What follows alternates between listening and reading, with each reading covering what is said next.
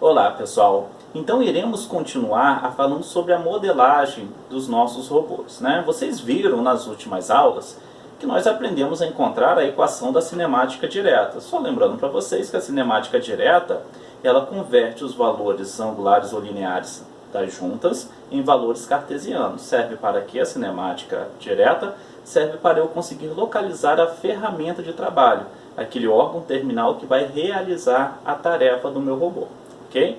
Então, nós também aprendemos nas outras aulas como que nós poderíamos, encontrar essas equações da cinemática direta utilizando uma notação matricial. E ali nós encontramos, e utilizamos a matriz de rotação e matriz de translação. Porém, para robôs mais simples, nós poderíamos utilizar essa forma de modelagem que nós vimos anteriormente, nós utilizamos ali um pouco mais de intuição para fazer essa modelagem. Utilizamos um pouquinho de trigonometria e depois nós utilizamos a notação matricial. Sendo que quando eu tenho um robô um pouco mais complexo, na sua estrutura, começa às vezes a dificultar um pouco mais esta modelagem. E aí nós precisaremos de uma ferramenta que venha facilitar a obtenção da cinemática direta. É aí que entra a notação de De Navier-Rattenberg, tá? Essa notação de De Navier-Rattenberg vai trazer para a gente uma metodologia, um conjunto de passos que vai facilitar a obtenção da cinemática direta do nosso robô, ok? Vai facilitar a modelagem deste nosso robô que nós estaremos analisando, ok? E para aplicar a notação de De Navier-Rattenberg, nós iremos precisar de 4 parâmetros, o ângulo de rotação, o ângulo de torção, o deslocamento e o tamanho do elo. O ângulo de rotação nós conseguimos ali pegar através do ângulo entre as juntas, a variação relativa do ângulo entre as juntas. O ângulo de torção é quando nós temos ali uma variação angular, podendo ser este valor angular podendo ser fixo, quando nós estivermos se relacionando o eixo Z de cada junta que nós estaremos analisando. Cabe lembrar, que o valor angular, do valor de rotação, quando eu tiver uma junta do tipo rotacional, ela vai ser identificada pela variável θ. E o ângulo de torção vai ser identificada pela variável t, ou alguns autores utilizam o alfa para denominar este valor angular, do ângulo de torção. Quanto ao tamanho do elo, geralmente nós utilizamos a letra A para identificar o tamanho do elo, ok? E o deslocamento nós utilizamos a letra D para fazer esta identificação. Então aqui nós poderemos identificar os 4 parâmetros que nós iremos utilizar na notação de De Navier-Rattenberg. Bem, vamos começar pelo ângulo de rotação.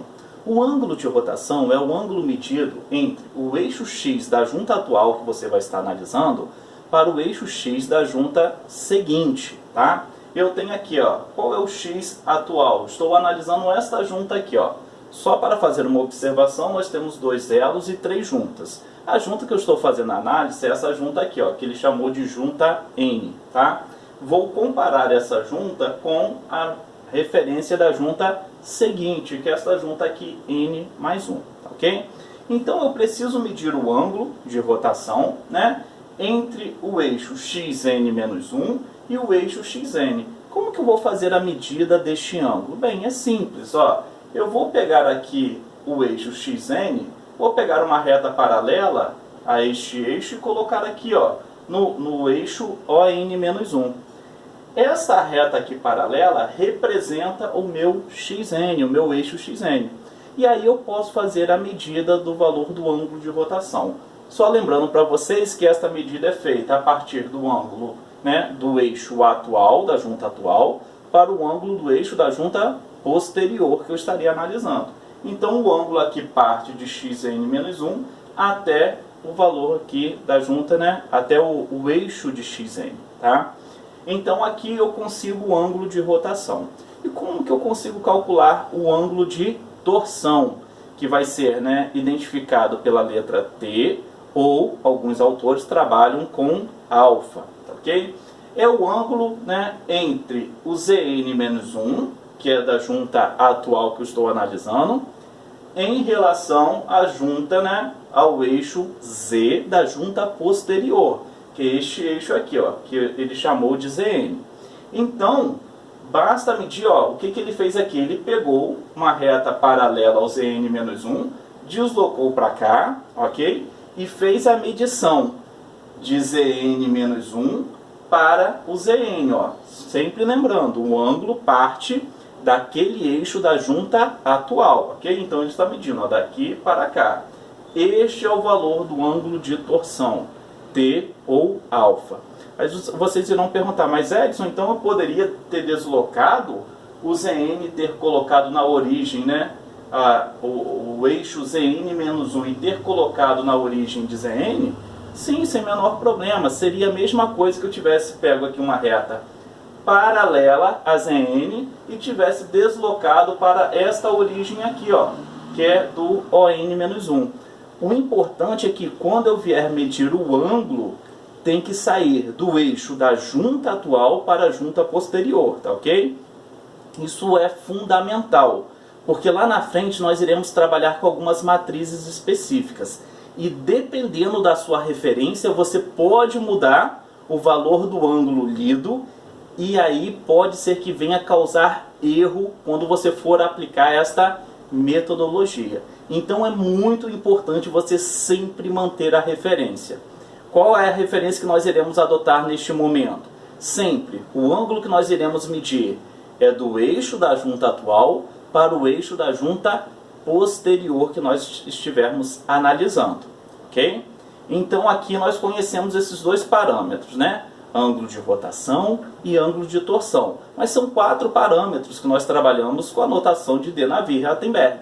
Quais são os outros parâmetros? Bem, eu tenho mais um parâmetro que é o tamanho do elo. Como que eu consigo medir o tamanho deste elo aqui? Bem, para medir o tamanho do elo, será necessário passar uma reta perpendicular ao eixo Z atual e ao eixo Z da junta posterior. Ao passar uma reta perpendicular, notem que esta reta aqui, HN até ON, é uma reta perpendicular a Zn-1 e é perpendicular a Zn, tá ok? Então eu consigo, através do tamanho deste segmento de reta, delimitar o tamanho de AN, que é o tamanho do elo, tá ok? Notem que aqui também acontece algo interessante que nós iremos falar mais à frente. Esta reta que é perpendicular a Zn-1 e a Zn, na verdade esta reta fica exatamente, né, na mesma direção que a reta XN, tá? É o mesmo segmento de reta, ok? Só lembrando para vocês, né, que aqui nós estaremos medindo o tamanho do elo do nosso robô. Ainda falta uma medida, que é o deslocamento. O deslocamento vai ser a distância que eu conseguirei medir entre os eixos X da junta atual para a junta posterior. Então está aqui, ó, o xn-1, eu irei medir a distância, o deslocamento em relação a xn. E como que nós medimos distância? Uma reta perpendicular entre esses dois eixos, ó. Esta reta perpendicular entre xn-1 e xn é esta reta aqui, ó, que nós chamamos aqui, né, de reta ON-1 para H. É esta reta aqui, ó, ok? Notem que ela é perpendicular a xn-1 e esta reta também é perpendicular a xn.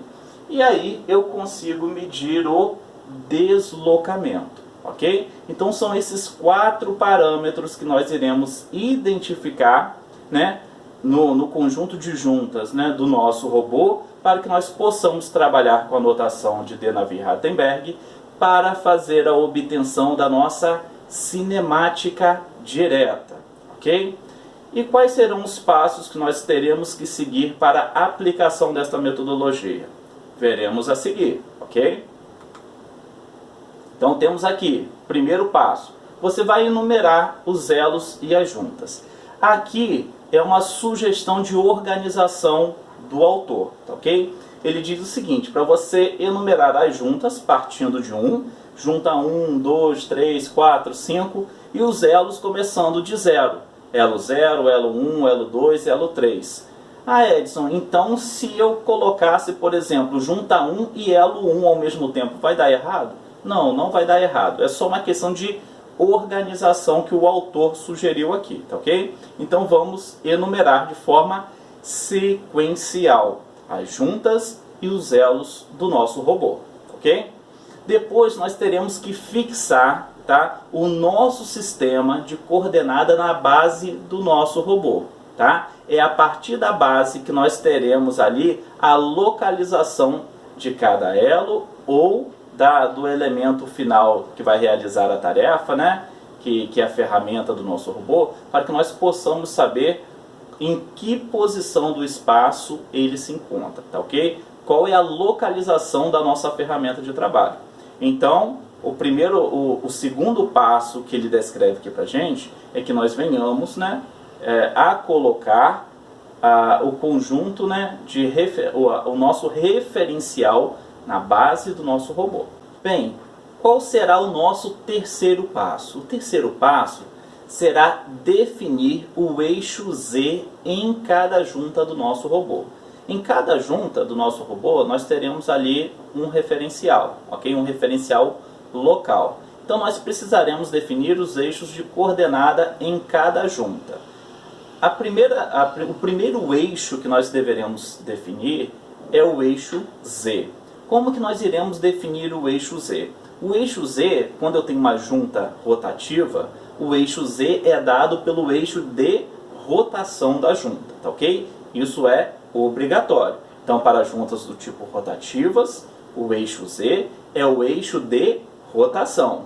E quando eu tiver uma junta prismática, o eixo Z será o eixo de deslocamento desta junta prismática, ok?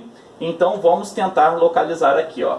Eu tenho aqui a minha junta, né? A junta N aqui, e eu vou definir o eixo Z desta junta, ó, no mesmo eixo de rotação desta junta, tá ok? Então aqui, ó, ela faz este movimento, ó. A junta ali está fazendo este movimento. O eixo de rotação é esse daqui, ó. Ok? Ó, eixo de rotação. Significa que este eixo de rotação é onde eu definirei o meu eixo Z daquela junta, tá ok? Então, os eixos de coordenadas de cada junta, para a junta de rotação é o eixo de rotação da junta, para a junta prismática é o eixo de deslocamento, ok? Então, uma vez que eu definir todos os eixos, né, Z do meu robô, agora eu vou fazer uma identificação de uma reta perpendicular, sempre do eixo Z atual comparando ao eixo Z de uma junta seguinte, de uma junta posterior. Esta reta ela tem que ser perpendicular a esses dois eixos do tipo Z. Mas nós vimos anteriormente que a distância entre um eixo Z e um eixo posterior vai me dar exatamente o tamanho do elo do meu robô, que é uma propriedade que eu vou precisar para trabalhar com a notação de De Navier-Rattenberg. É um parâmetro, daqueles 4 parâmetros que nós vimos anteriormente. Então eu preciso agora definir esta reta perpendicular ao eixo atual, ao eixo Z atual, para o eixo Z posterior. Fazendo isso em cada junta, né? Eu faço da junta, né? 1 para a junta 2, depois da junta 2 para a junta 3, depois da junta 3 para a junta 4 e assim por diante, ok? Então, ó, eu vou definir essas retas que sejam perpendiculares ao eixo Z atual, ao eixo Z posterior, tá ok? Ó, eixo Z atual para o Z posterior, do eixo Z atual para o Z posterior, ok? Definindo este segmento de reta, este comprimento, né, essa distância entre o eixo Z atual e o Z posterior, vai me dar o tamanho do meu elo, que nós identificamos pela variável A, ok? Tamanho do elo. Mas notem que essa mesma reta perpendicular entre o eixo Z atual e o eixo Z posterior vai dar a direção do eixo X do meu robô. Então, olha só, do eixo X do meu sistema de coordenadas, ok? Porque eu já tinha definido aonde ficaria o eixo Z, mas ainda faltaria definir o eixo X e o eixo Y. Agora eu também já defini aonde vai ficar o eixo X de cada sistema de coordenada, ok? Então, ó, só para lembrar para vocês, como que nós definimos o eixo Z? O eixo Z é o eixo de rotação de cada junta ou o eixo de deslocamento se for uma junta prismática.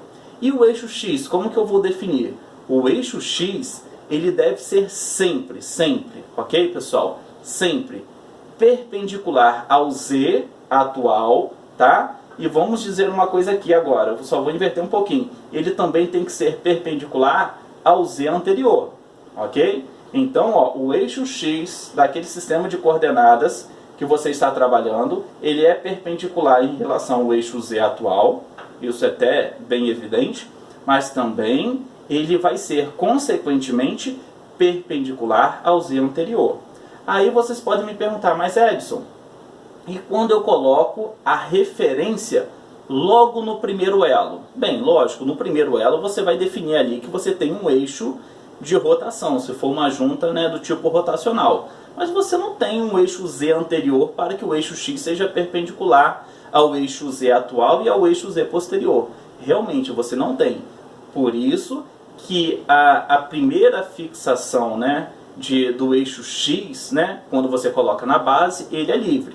Você define o eixo Z, depois você vai definir o eixo X. Mas nas juntas seguintes, o eixo X necessariamente vai ter que ser, né, ele terá que ser perpendicular ao eixo Z atual e perpendicular ao eixo Z anterior. Por quê? O eixo X ele vai ser definido por esta reta ortogonal ao eixo Z, né, anterior e o Z atual. Ok? Até aí tudo bem? Então, guardem esta dica, né, este passo, que ele é muito importante para que nós venhamos aplicar esta metodologia.